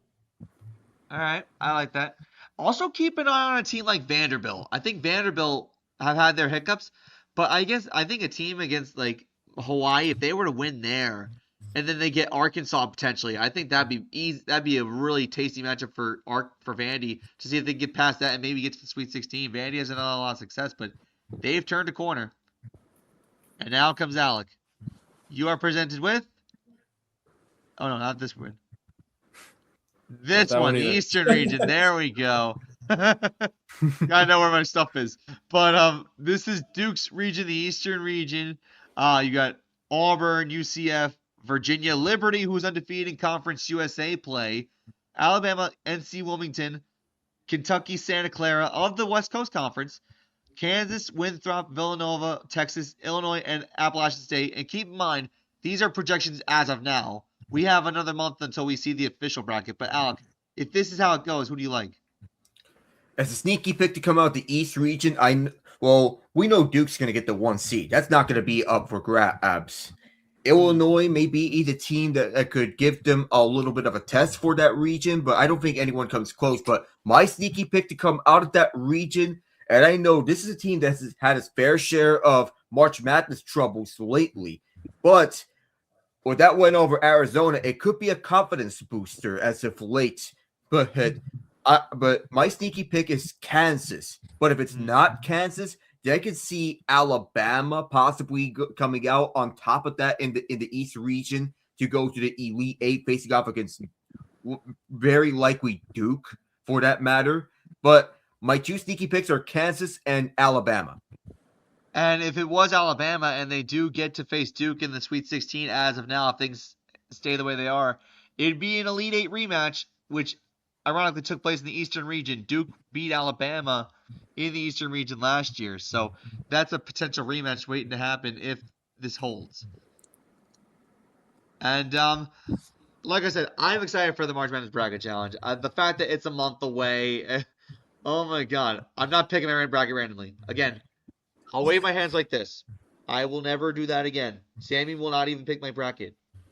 I'm going to do this fair, square, no influences, no dice, no 8 balls, no shooting baskets in a hoop, no chat GPTs, no dominoes, none of that. None of that. Dang, that's a long list. It's so 12-sided die. No. Oh no my Fizbin dies. None of that. Might as well just call your team Bama Girl Underdog. Oh boy. Well, at least Bama Girl Underdog made it to the fantasy championship. She's listening to all this as we speak. Oh my God, there might be ramifications for our league next year. Matt, as the former March Madness Bracket Challenge winner, what big thing I can tell you is go off your gut. Go off your gut when you're making the picks, because I went with my gut with a little bit of bias in there, and it paid off. So I would go with most of your gut on those picks. You did have a touch of bias when you made your picks, but Definitely. you know, you were, like I said, you were the only one in our bracket challenge last year that got the championship correct. Are you going to go watch all the Houston games at that bar for good luck? I'm going to watch. I'm going to start watching them from the Elite Eight onwards. If they make the Elite Eight, then I'll watch them every one. Then, yeah, for sure. I wish I still had that clip of Kevin at the bar after they beat Duke in the Final Four. Dude, I'm Dude. so elated because What a like I said, all I heard in that entire year was like Duke, Cooper Flag, Con Kneppel, best thing since sliced bread. John Shire is a god. Duke. And Houston came back and shut them up in the Final Four, and I was so happy, dude. So happy. And I did call the national championship winner too. I wish I didn't because after seeing that, I was just so deflated. And like just guys that were not going to be here this year. Jawan Roberts is gone. Malik Wilson is gone. LJ Cryer is gone. So, but this team, I didn't know what to think of it to start the season. But as the new guys start to play better, I think that Houston can get close to that, if not back to the Natty this year, in my personal opinion. I'll have to see what the next quick gauntlet that they have, because next they have Kansas State. They're going to win easily. Then they have the big gauntlet, which is going to be a real test to see if this team, Iowa State, Arizona, and Kansas, all back to back in the same 3-game span. So if they do good in that gauntlet, I see no reason why this Houston team can't get back. That's fighting words. All I know is if Houston wins the Natty, you better be high-fiving random strangers again like you did at that bar. Oh, absolutely. I'll give them hugs if they want. Oh, dude. Oh my God, that'd be great. We'd put That'd be that awesome. we'd put that as our opener. That'd be a good one, huh? Oh man. Okay. So while we have that going on, we're gonna get into Major League Baseball before we get into Fresh Found or Fried, because Major League Baseball season is a little less than 2 months away. And before we actually dive into the WBC, we want to actually get in a little early input on how we think our teams are going to do. Obviously, Kevin and I are Yankee fans. Alex, a Pittsburgh Pirate fan, and John is a fan of the Seattle Mariners. The Mariners look really good on paper, but I want to get our insights. So I'm going to start off with myself and Kevin here on the Yankees, and then we'll go to Alec, and then we'll go to John. So here's my thoughts on the Yankees. Running it back with basically the same roster. Literally exactly the same roster, except Ryan Weathers, who's the only real acquisition that we got that was new. I think this team can be good. I think that Aaron Judge are going to get Aaron Judge things, although he is going to be 34 next year, so you might expect a little bit of a decline. I want Garrett Cole to come back because I think our rotation needs him desperately. But I like Max Fried the way he pitched last year. Carlos Rodon's a reliable starter. And then I feel like the bottom of our order is so hit or miss. And Anthony Volpe had a terrible year last year. When he comes back from injury, I hope that he goes back to playing the Anthony Volpe style that we loved back in 2023 when he first came up as a rookie, because there was a lot of bad swing and misses by Volpe, and his defense was not any better. So I think at that point, you just got to roll with Jose Caballero, see what he can do. And I think overall the Yankees can be a good team. Do I think we're going to win the AL East? On paper, we probably should, because Toronto, I think, took a little bit of a bump with their roster. Boston, I think, took a little bit of a bump by losing Alex Bregman. I think the Orioles definitely improved, but Tampa Bay is also not going to compete. But I think the Yankees can beat these teams. I think the Yankees can probably come on top. And this is not just bias coming out. This is just genuine belief. Kev, what do you think? Yeah, to touch on a couple of points you made there, yes, they are essentially running it back with basically the same team offense-wise. But if you look at the whole team, excluding Luke Weaver and Devin Williams, it is the exact same team from last season, with minus the additions of Ryan Weathers, Angel Shavii, Cade Winquist, and we just signed Rafael Montero to a minor league deal, and he's getting invited to camp. So he's going to be another guy in the rotation. Do I think that the Yankees are going to do better than last season? I think fully healthy and with the bullpen situation being better, I think you might see a 2 or 3 win improvement. So I think that this team, with all that, could be like a 96, 97 win team if everything goes well. So far in spring training, it's nice to see Garrett Cole have a nice bullpen session. I just saw some videos of him earlier today. He is implementing a new windup where he's going over his back and then pitch before pitching, kind of like Roger Clemens, Max Scherzer esque. Right. So he's implementing that for this year. So you're going to see a brand new windup from Garrett Cole. And I hope he can return to what he was a couple of years ago before he had Tommy John surgery. You hope that Cam Schlittler can even be a fraction of what he was last season, because he was amazing last season in the short amount of time that he had. I hope Carlos Rodon can come back healthy from his injury as well. You would like to see what other guys brought up can do. I hope that they bring up Elmer Rodriguez and Carlos Legrange, because if you bring up both of those guys, then this bullpen doesn't look that bad on paper. Because if you look at this bullpen, it doesn't look too convincing. Like if you, after maybe Cruz, Doval, Bednar, and Hill, it's a very inexperienced bullpen when you think about it. We have, I think, maybe 2 or 3 guys that are either new on this bullpen or got selected via the Rule 5 draft. Cade Winquist was a Rule 5 draft pick. He's going to be part of this bullpen. Who else? Brent Hedrick. I think he's going to be a big part of this bullpen, especially on the lefty side. It'll be interesting to see how they implement Rafael Montero into the rotation. Jake Bird, I hope he doesn't completely crap the bed like he did last year in his first game when he got DFA'd. I hope he gets right. So he's going to be a big part of this bullpen too. That's really the main concern I have, is the bullpen. And of course, you mentioned Anthony Volpe. And according to Aaron Boone and all the Yankee staff themselves, they said that his movement is like spectacular, and like the shoulder is not going to bother him. His movement has been amazing. I call bull. Talk is cheap. I want to see him actually play and play well, especially defensively, because we know Jose Caballero is going to start the year as our starting shortstop. You hope to see Ryan McMahon in a full season actually start to hit, because we know his defense is not a problem. He's going to be an elite defender at third base.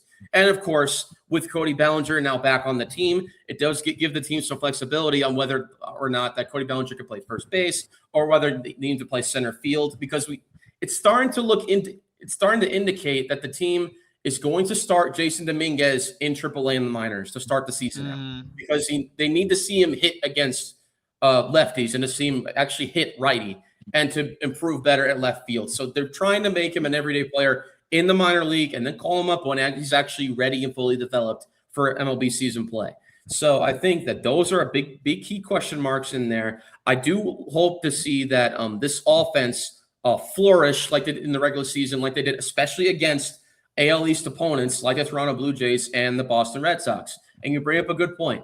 Like with the Blue Jays losing Bo Bichette, missing out on the bidding for Kyle Tucker. Who else? Shane Bieber is hurt to start the year too, so that's going to be a little bit blow for them. They just traded Loperfido away for Jesus Sanchez, so Houston's getting Loperfido back for a second stint. And Boston, of course, they lost Alex Bregman for whatever reason. They decided not to sign him, and they focused on reallocating the money and repurposing it into bolstering up their starting rotation by acquiring both Sonny Gray and Ranger Suarez, which I think is going to be a big strength for Boston and partially what keeps them in the AL East race. But offensive-wise, they replaced Alex Bregman essentially with Isaiah Kiner-Falefa, who's both a Yankee and Blue Jay. He just needs to be a Rain Oriole, and he'll be in every single AL East team. Pretty much. So I do think the offense for both of those teams might take a step a little bit back, but the rotations are what's going to keep them in this race. So again, on paper, like you said, the Yankees should be winning this division, like no questions asked. Even with all the hiccups that they had last year, if Devin Williams didn't blow 7 saves, you could have easily seen the Yankees host the American League Divisional Series, which they should have done. Or if they just took care of Toronto like they should be doing, then he could have seen an improvement then. But with those guys gone and out of the way, and with Volpe missing the season, that might be a blessing in disguise. But the starting rotation, with what it is right now, being to start the year at least, being Max Fried, Cam Schlittler, Luis Heel, I guess Will Warren, and I guess either Ryan Weathers or Ryan Yarbrough, they have to hold and right ship for like the first month until Rodon and Cole get back healthy. If they do that and they get the bullpen actually starts to develop and actually starts to look good, then I could see this Yankee team being really dangerous, not just in the AL East, but in the American League. And I think they do have what it takes, if all things go well, to win the American League and get back to where they were a couple of years ago, which is hopefully back to the World Series. But that remains to be seen. That's a big if, and I hope that happens. So we'll see. And one thing that you forgot to mention with the bullpen, we're getting a full year of David Bednar now. That's right. And David Bednar was awesome He was. as he got Nelson. his feet wet with the Yankees, and I honestly can't wait to see him close games out. All right, Alex, speaking of David Bednar, you used to have him. What's your outlook on the Pittsburgh Pirates this year? All right. It's going to sound very weird because usually I'm not in high spirits with the Pirates and all of that with baseball and all. But let me begin this with a question. Are the Pirates going to be better this season? And I'm not just being in hyperbole about this. I'm actually legitimately asking this. Are the Pirates going to be better this season? Because we've seen in Pittsburgh be more aggressive than we've usually seen them in prior off seasons. Brandon Lau, Ryan O'Hearn, and Jose Urquidy are the three names that he picked up in this offseason. O'Hearn being the marquee of them.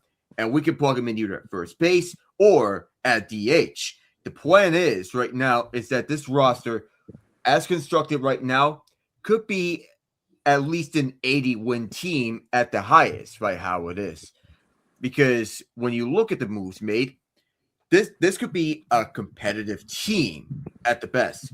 I don't expect playoffs, but at the highest, this is good enough to see about Pittsburgh actually putting up some fight. I want to see the Pirates put up some fight.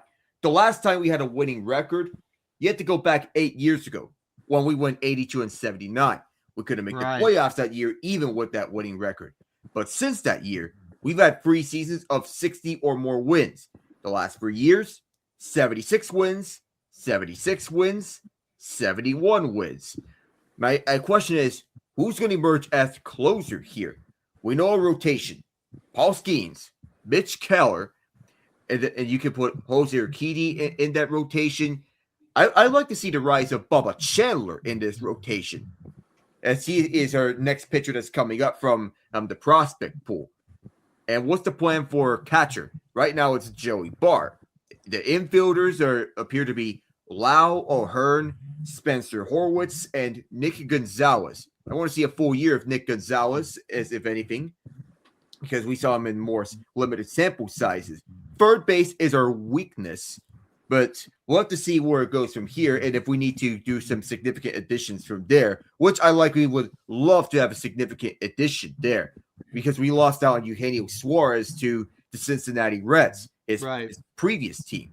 On the outfield, Brian Reynolds needs to have a bounce back. He didn't look good last season, despite in the years before. He did look good.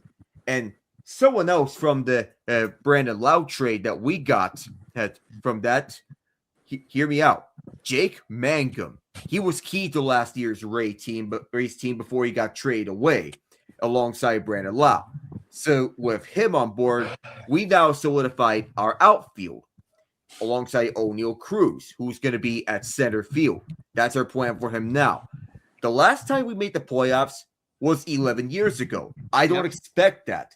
But talking about the past gives a good baseline on what a successful season for this team is going to look like.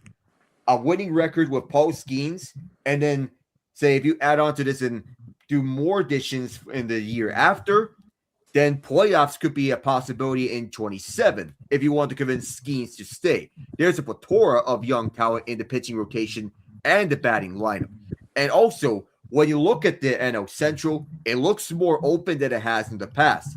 The Cardinals are projected to finish dead last in the division because they have committed to a fire sale all throughout. They just traded away Brendan Donovan to the Mariners. The Reds are going to be right around at the battle for the top spot in the NL. Not around the top spot in the NL Central, but a wild card is more plausible in the NL Central for that matter. But as of now, I feel third with the NL Central, with the Brewers and Cubs fighting for first, the battle for third is going to be interesting between Cincinnati and Pittsburgh. I feel these two teams look like in some way, not exactly a mirror image, but they're polar opposites, but more on the same boat and where they stand and when they're at their very best. The Reds got in the playoffs with 83 wins, but when you put all the details into consideration, right around at least 80 games would mark a successful season for the Pirates. And that would go to show that we're on an uphill trajectory and headed to the right direction. I don't think we need to make the playoffs for the year to be considered successful. But how rough the last couple of years have looked, I would love and welcome a winning season with the Buccos. And honestly, Paul Skeens is probably facing questions as to why he's committing to Pittsburgh. But I feel like, in my opinion, for Pittsburgh to do well, I think they just need to win, like get close to 500, if not go slightly above 500. Baby steps. Yeah. I feel like that's maybe what this is. At least 80 wins or 500. I would take that. Yeah, exactly. Okay, now probably we're going to the man with the most optimism for a sports city. John, what's your outlook on the Mariners?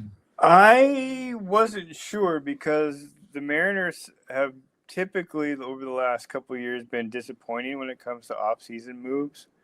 But our off-season kind of started at the midway point of last year's season where Ty Francis left, and then we ended up getting Naylor. Well, we kept Naylor. We just traded for Brendan Donovan, which I'm really happy about. We did lose Polanco, and I'm kind of bummed about that. But looking at our roster, I think it's actually going to be a really good powerhouse. We're going to have a lot of bats this year. And the nuts and bolts of what the Mariners did to their bullpen, I think was really important this year. And I really like our rotation in Gilbert, Wu, Kirby, Castillo, and Miller. I think that's going to be pretty significant. And looking at our infield, outfield, starting lineup, it's going to be the Mariners are going to be back. I think they're going to be in the hunt, if not winning the West, as far as I'm concerned. All right. I like that. Well, there's definitely talent there. I mean, I think Seattle is probably as hyped as they've been since 2001, which was the last time they won the AL West. They won it for the first time since then, and that was also the year where they set the record for most regular season wins in a season. But I think this Mariners team, especially with Julio Rodriguez being the young upcoming star, I think this Mariners team has a lot to look forward to. Okay. Now, before we get to First Round of Friday, there's one last thing we got to go over, and that is our outlook in the pool stages for the WBC, which is very, very close. It's less than a month away. It starts on March 5th. There's 4 groups. The games will be played in Puerto Rico. It'll be played in Miami, Houston, and Tokyo, Japan. So it'll be across 3 countries. And so what we're going to do, we're going to go over all 4 pools for the WBC and pick our top 2, which will advance to the knockout round.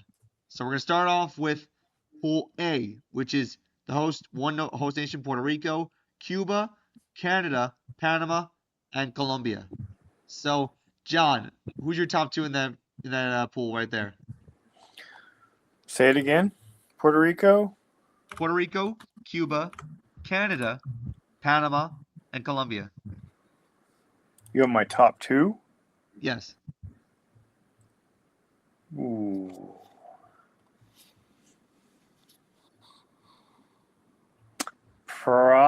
Probably Puerto Rico for sure. Okay. And maybe Panama. Okay, a little outside wild card. I like that. All right, Kevin, same question. I like Puerto Rico as well, but I think Cuba can make some noise in that pool as well. Okay, Alec? I'll take Puerto Rico and Panama for this matter. I think Panama barely edges by Cuba for that second spot. I'm probably going to go Puerto Rico and Panama on this one as well. I think the thing with tournaments like this, it's round robin style in the pool stages, and then once you get to the actual knockout round, it's anyone's guess. But I think in this pool, Canada might look appealing, but I think I'm probably going to go with Panama on this one as the second place team. Puerto Rico, I think, is going to be really good. Next up, we got Pool B, which is our home nations country, the United States, and they're in a really, really good group here. Brazil, Great Britain, Italy, and as Alec puts it, Mexico. Or as I like to say, Mexico. So, Alec, who are your top 2 in this group? Well, my 2 home countries, United States and Mexico. Those are the countries that are advancing out of this pool. All right. I can honestly agree with that. I'm probably going to stick with the same thing. Great Britain in baseball doesn't really stand out to me. It's just one of those things where it's like you put two things together and it just doesn't mesh. They don't swing the bat the right way. They go underhand. Kevin, who are your top two? Same thing, USA and Mexico. Although Great Britain, they do have Jazz Chisholm on it, so I hope he does well. But overall, That's right. But overall, as a team, I think that USA and Mexico are going to be the top two in those pools for sure. All right, John, same question. I'm gonna have to go with Alec on this one. I really like Mexico y America. Estados Unidos y Mexico. I might fix it too. C. All right, next up we got Pool C. This is probably going to be as easy to predict as it can be. Japan, Australia, South Korea, Czechia, and Chinese Taipei. Actually, first place is easy. Second place might be a little bit tough. I'm going to start with John on this one. Chinese Taipei and Japan. Japan, I agree. I like Chinese Taipei.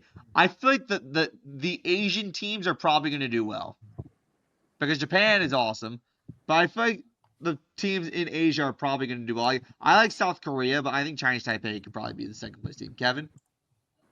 I think it's Japan and South Korea, but I do think Chinese Taipei might give them a run for the money for sure.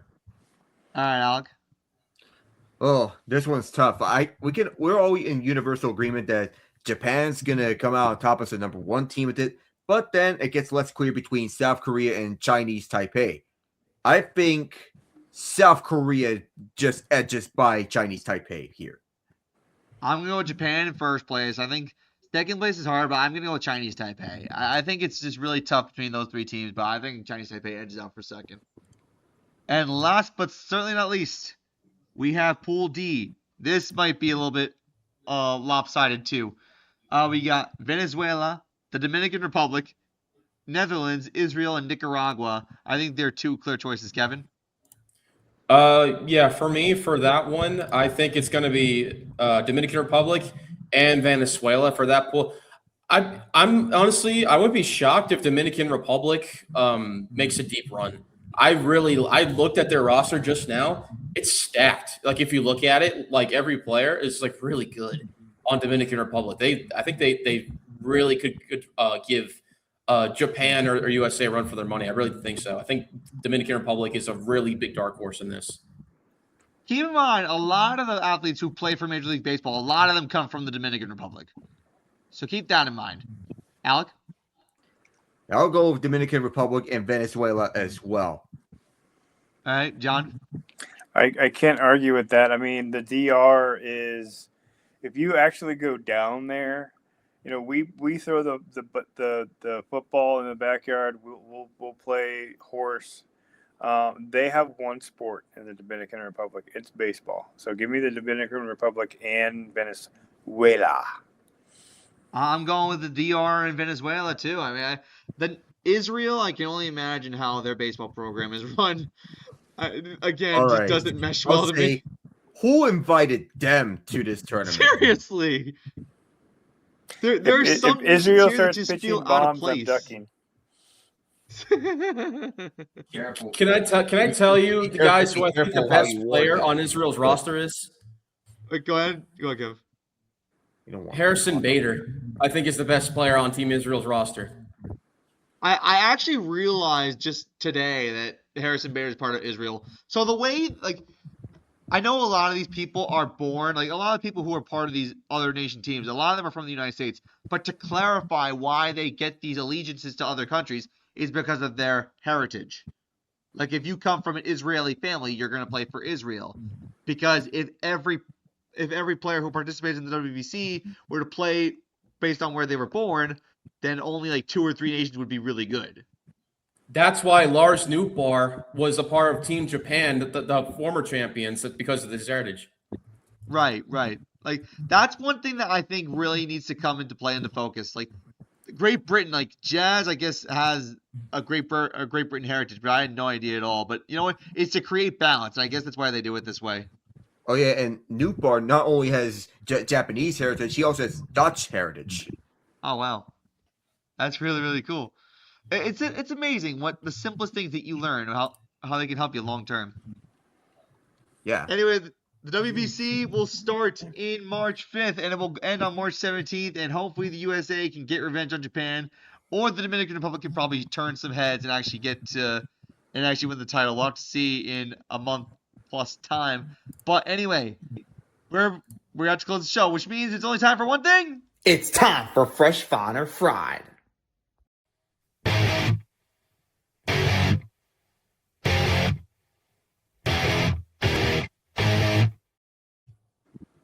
This is the segment that closes out the show, ladies and gentlemen. We have 20 minutes left on the clock. Alec will get 5 minutes on the clock, and I think Alec disappeared. I think he's trying to prep out for his Fresh Fine and Fried. Make a dramatic entrance. I'm shaking in my boots in suspense. I'm honestly, I can't wait to see what he's prepared. All right. Before Alec goes ahead, I have to explain the rules. You get 5 minutes. Alex is part of the rotation this week. You get 5 minutes at the end of your Fresh, Fine, or Fried take, and at the end, you'll be rated on a scale of Fresh, Fine, or Fried. Fresh meaning good, fine meaning okay, or fried meaning dude, what the hell are you talking about? Alec, are you ready? Got my paddles ready in case he crashes out. Oh, God. Oh, Right, ready? Don't swing at me. Go. All right. Giannis. Throughout the trade deadline, we were waiting for the day that we were anticipating that you would get traded if such a trade would get happening. The anticipation and suspense were both ramping up, but nothing came. Huge opportunity for a team to grab a big haul in exchange for one of the best players in the league, presumably being the Knicks. Someday, putting an end to the will he or won't he get traded. Yet after the deadline ended, no trade was made. Some news came out. What was it? He announced a partnership with a prediction market in Kalshi. In an era where load management is getting penalized, tanking for draft position is frowned upon, we've now seen a player willingly partner with a prediction market. After the NBA was rocked by an illegal gambling scandal revolving around Chauncey Billups, Terry Rozier, and Damon Jones. Now, before I get into anything of what I have to say about this, note that prediction markets are not sports books. They allow individuals to buy and trade a prediction contract on a binary question. Will this happen, yes or no? It's not just with sports. They extend off the sports world too. Think of music and reality TV shows and all of that. But the worst cases, some of the most grotesque and disgusting predictions ever seen. And these prediction markets profit off of those. If you're investing into this type, into prediction markets, you honestly deserve to be seeing a worse light than in gambling rings and all of that. With athletes getting punished for participating in sports betting, actively participating in prediction markets should be met with worse repercussions as gambling did. These prediction markets are the last thing that professional sports leagues need to have coming to their consciousness. And it's going to be a whole lot worse now that we have a player being involved as a shareholder in Kalshi. It's one thing to go into sports betting, but prediction markets are easily much worse. The main moral objection that I have to prediction markets, it's wrong to profit from someone's misfortune, and bettors are going to hold financial stakes in particular outcomes, even if they turn out to be some of the most disgusting and or grotesque things possible, which can essentially turn into, I don't want to say it, but I have to hear, assassination markets.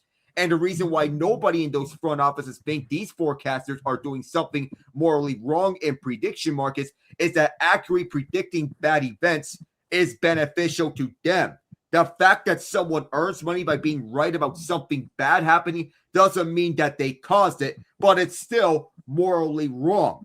And Giannis Antetokounmpo may have just committed the single greatest assassination of his public image on that one day in recent memory in the NBA. One of the popular questions from prediction markets was whether he would be traded.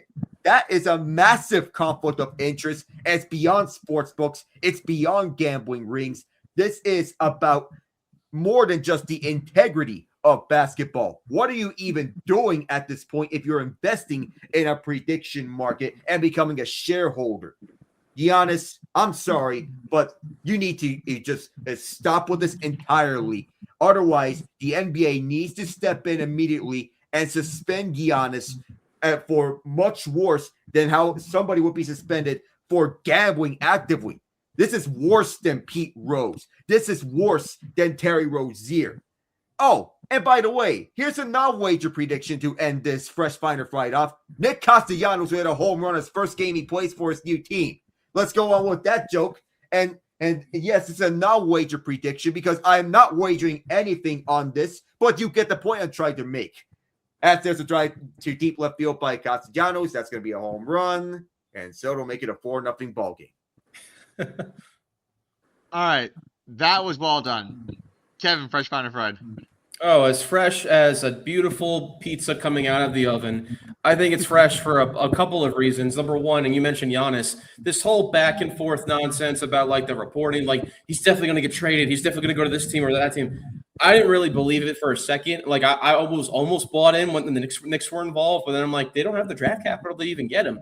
And I think I said a couple of shows ago that I thought the reason why Giannis didn't go to other teams that made better offers in terms of draft capital was because I thought that he wanted to be a Knick all along. And because the Knicks didn't have the draft capital for it, the Bucks front office told him that, hey, we can't get you on the Knicks this year because they're not going to give us draft capital. But let's wait till next year, and then maybe we can get you there. I thought that was the reason. But after hearing about that how Giannis is now a stake owner in Kalshi, now I think the reason why he never got traded was because I think the suitors for him got caught whiff of that, and they want no part of it. Because I think that they feel like that if they did acquire Giannis, then it would lead to repercussions stemming from that, and possibly lead to like a whole new investigation along with like the gambling scandal that Alec alluded to. So absolutely, it's fresh. All right, John. Fresh Finder Fried. I like it. I think it's fresh. Kalshi has had some very interesting endorsements personnel. They've been growing their market. They've come on like gangbusters over the last year. During the football season, I made a bunch of money with Kalshi, but I don't like the morality issue that is coming up. The NBA is getting muddier and muddier, and the area is getting grayer and grayer with gambling and all of these allegations of gambling and backroom bets. I mean, the NFL finally bit the bullet and said, we're going to embrace gambling because there's a lot of money involved. And so they don't care how much somebody who works 9 to 5 loses because of the millions they're making by partnering with MGM Grand and all these other, DraftKings, all these other partnerships. But the way that the NBA is going about it is filthy, in my opinion. So I think it's definitely a fresh take. All right, 100% fresh, because you know how the NBA has this big old thing, this big old cloud over their head of the integrity is big, and they have this NBA gambling scandal with players intentionally taking themselves out of games and missing time so they can get their cash. This actually creates a whole nother meaning of lacking integrity, because now an NBA player, one of the biggest NBA players of the league right now, is investing and is associated with a futures betting market. Well, this is not going to help the NBA's integrity questioning at all. If anything, it's going to make things worse. And Giannis Antetokounmpo, again, players are swaying the way they can so they can collect cash. Like the NBA right now should probably be on a 1-year hiatus so they can get their stuff together, because this is not good. You have players involving themselves with sporting bets apps. You have Giannis doing this. You got the draft lottery potentially being rigged. Like there's so much about the NBA that's just you just want to rip your hair out and just be like, how is this league even functioning without any repercussions? I'm really starting to seriously doubt Adam Silver's ability as a commissioner. What's he doing now? Is he just a puppet to gambling markets these days? What is he doing? I mean, it wasn't Yeah. Oh, good. Good. I was going to say it wasn't even too long ago where I think all of us would agree that Adam Silver, as far as the four course sporting leagues, he was among the top commissioners who have done a great job. Now you're looking at him right now with all this nonsense going on with like the gambling and like all that, and he's starting to look like going from one of the best commissioners to one of the worst commissioners in all sports because of all this and how he hasn't been able to truly identify like a proper like structure in place to like prevent any of this from happening or to have any sort of like what's it called balance or like integrity of the game like Matt mentioned. So like Adam Silver's commissioner chops definitely fall into question. Like I've mentioned it before with Adam Silver that the inmates run the asylum in the NBA, it seems. And this is just another example. Players are investing in betting market sites. How is this okay? It's not. Like, if the NBA has a lockout or some type of repercussions or they lose games because of this, I don't blame them at all. Because, again, player-driven leagues are destined to fail because they hide so much garbage and they can only hold it for so long. Too many skeletons in the closet that you need to take out. Yeah, the NBA needs to learn its lesson. Honestly, before we even get to the My Camp Solutions thing, I might even dive in for a couple minutes about this. Like, there's probably a reason why people are slowly leaving basketball and betting on other sports. Because basketball is the most easy sport to manipulate, in my opinion. Basketball is the one sport where players can bet on themselves and actually profit and screw fans over, and you're also missing out on fun on seeing players perform when they take themselves out of games. Load management is a crime. It's creating this. I still full-heartedly believe, I think I showed you guys the clip of this. I still full-heartedly believe that there's even another case of gambling. When Gary Payton did it back when Chris Paul was with the Warriors, when they were versing the Wizards that one game, he betted the Warriors over a certain amount of points, and the Wizards hit a three to get him not the over the last second of the game, and you could see his reaction.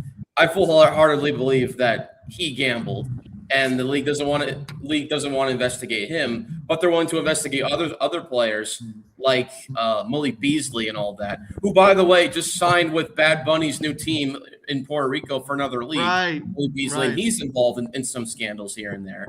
So I think that's just only a few players that like have been truly like looked at and investigated. I still think guys like Gary Payton II and other guys who probably who knows have been like gambling this entire time and just now the league or we haven't even found out what is really going on behind closed doors. So this just opens up another can of worms that the league doesn't really need to have at this juncture, like with all of the bad press it's getting based around that because of all these gambling sites, these prediction markets like Kalshi, and all of these players like doing it for seemingly no good reason other than to like try to make some extra cash on the side.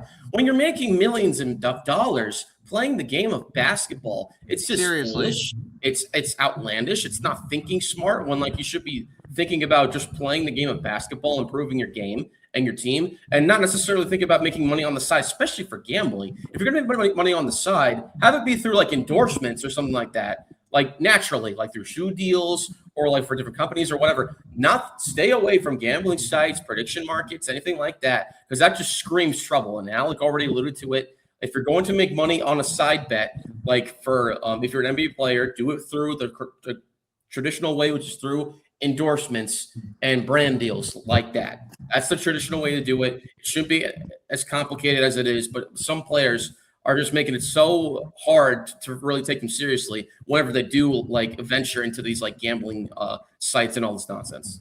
They're poking the bear, and I'm shocked that there hasn't been a breach of contract through these methods. That's what's even more shocking. Well, Correct that's me if I'm where wrong, Alec. You can't profit. Go ahead, John.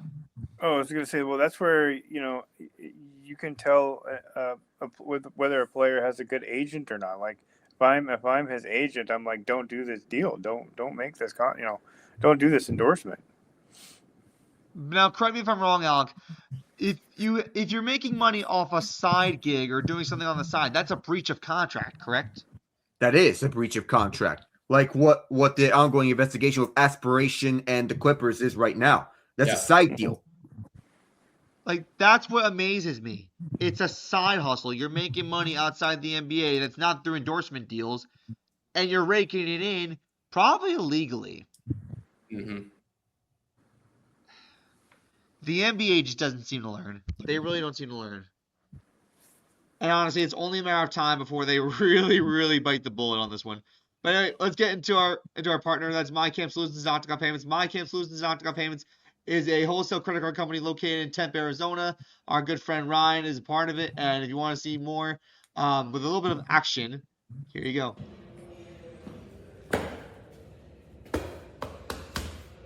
Hey, I'm Matt Sirianni, and I'm a quarter of Foursquare Sports. And if you don't know me by now, I'm all about Octagon Payments and MyCamp Solutions. MyCamp Solutions is the only wholesale credit card company that will give you amazing processing rates without signing a long-term contract. And along with outstanding customer service, this company is a betting favorite against anyone you put in front of them. So sign up today. Go to www.mycampsolutions.com or www.octagonpayments.com and apply now. MyCamp Solutions. It's a first-round knockout.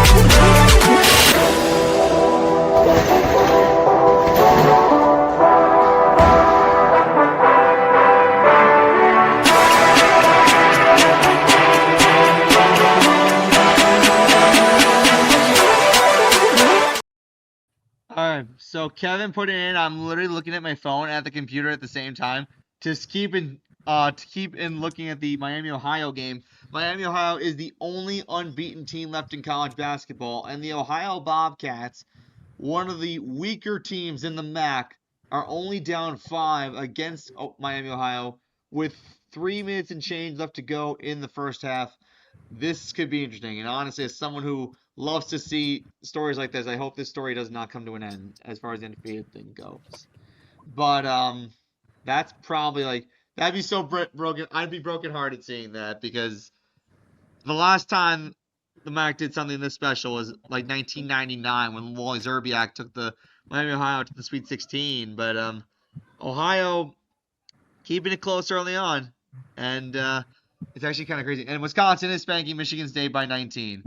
So if you're Jake Hogger or Patrick Rush and you're seeing this, you're probably pissed off. It's 21 now. Oh God. Oh my goodness. Mm-hmm. Not pretty at all. And I will say this about Wisconsin: they do well when they're underestimated. They do, yeah. Like when you least expect them to do something, they do something like this. And even if Ohio loses against to Miami, Ohio, they get another shot at them again, like in a couple of games after this. Yeah, the last game of the regular season before the MAC tournament. Mm-hmm.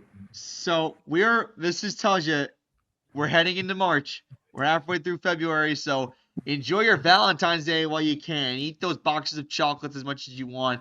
And again, if you have a girlfriend, be ready for the Super Bowl, because it might not be pretty. That relationship might be a little bit insane, but we'll have to see how that goes. There might be a ton of divorces. What up? I said there might be a ton of divorces that day. A ton of divorces, exactly. Oh no. Don't. The D word. Anyway, from Kevin, John, and Alec, I'm Matt Sirianni. God bless you all. This has been an awesome episode. I love doing the show with these guys. Over a year into it, and one thing I try to say every episode, and I can never get in if I'm going to get in now. Like SpongeBob SquarePants once said, old people are the greatest. They're full of wisdom and experience, so always respect your elders. But anyways, this has been Foursquare Sports, which is sports at its absolute best core. Take care, everybody. We will see you soon. I don't know what Kevin's doing. Take care, everyone. Have a good one. Hi, everybody. Christopher Mad Dog Russo here. And you know what I do? Foursquare Sports on Sunday nights, 6 to 8, with all those parts of the country taken care of. Listen all the time. You got it. Mad Dog on Mad Dog Unleashed. Listen to my guys. Listen to my guys.